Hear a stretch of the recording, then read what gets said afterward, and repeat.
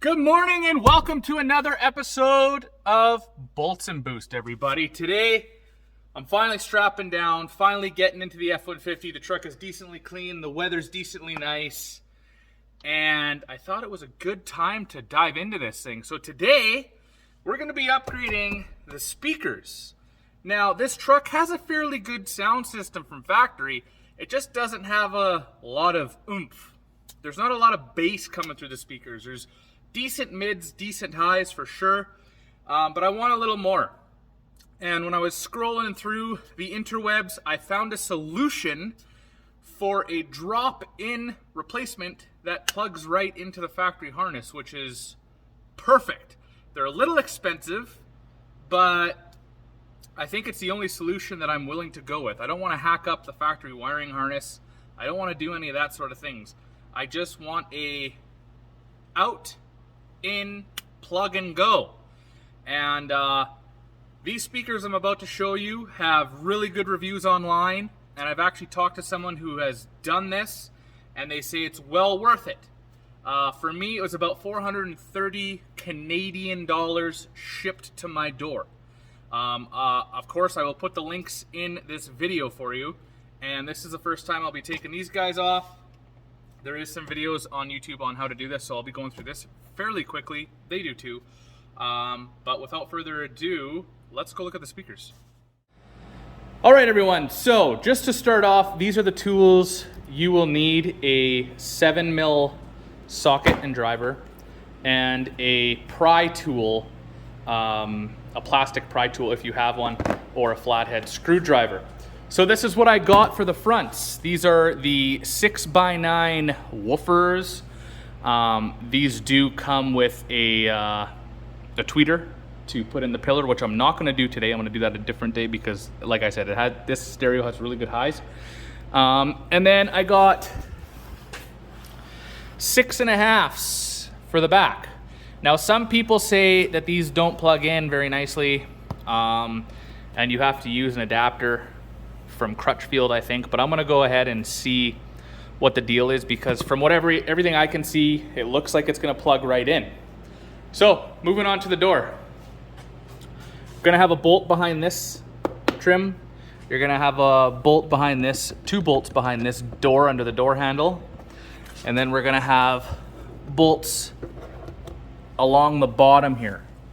So that's gonna be 1, 2, 3, 4, 5. I'm gonna go ahead and take this off and just make sure that that's the case before you call me a liar. So anyway, let's get to it. One thing I did want to mention, I was going to replace my center channel. In order to do that without hacking up your wiring, you have to go to the junkyard and find a factory plug and pintail. I actually ordered some speakers for it, but they are a 4 ohm. The factory system is an 8 ohm. And I didn't want to have my center channel off kilter, if you will, to the rest of the speakers, because essentially a 4 ohm would be louder and probably more strenuous on the head unit. So if I'm going to replace this, it's going to be with the factory Sony, which has the same ohm resistance. And then, or I'm gonna buy a speaker that has the same resistance, which they are few and far between, but they do exist. So let's get to the door. All right, all the covers are off. This one was a little tricky. I did have to get my other little pry tool so I could get it out without, breaking anything. There is 6 bolts. I forgot about this little reflector one on the side. So 1, 2, 3, 4, 5, and 6.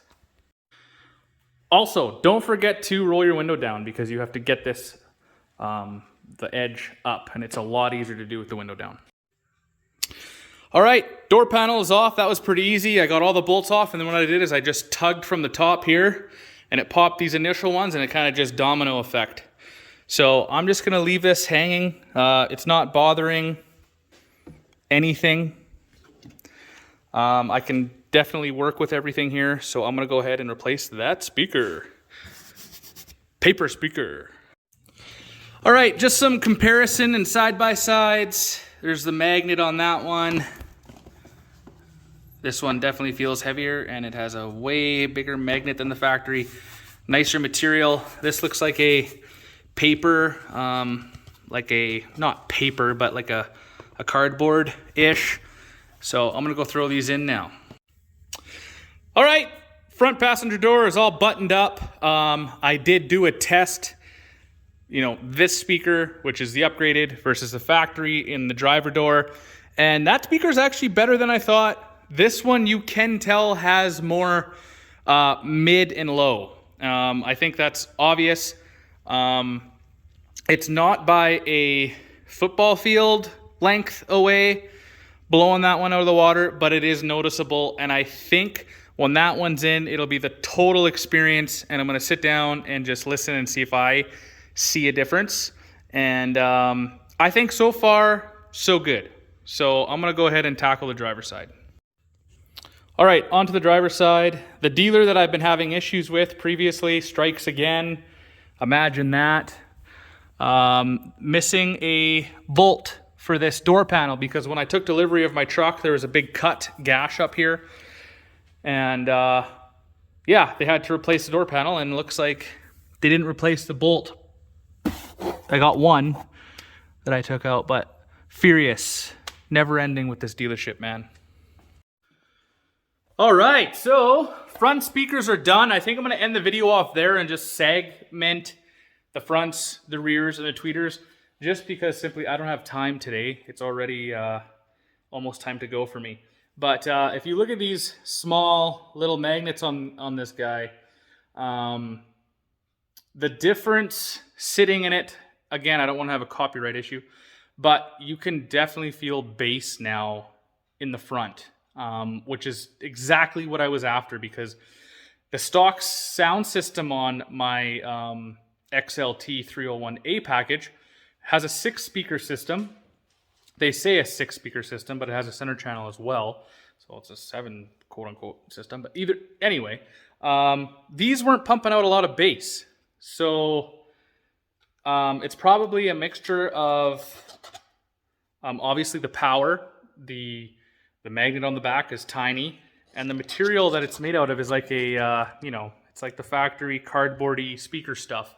So I think all of those improvements resulted in a better, definitely better low to mid sound. I can actually feel the music now a little bit, which is what I wanted. Before it was just, you know, high pitch sort of vibes.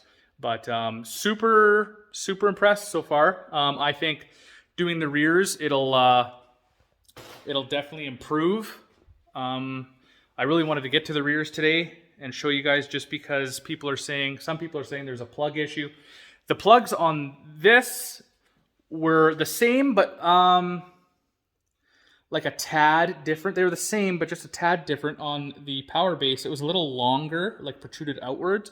And it was really resisting to plug in, but I think it was just like a really snug fit. So it plugged in well. But yeah, no, I am impressed. And if you're thinking about picking up a set, I do recommend.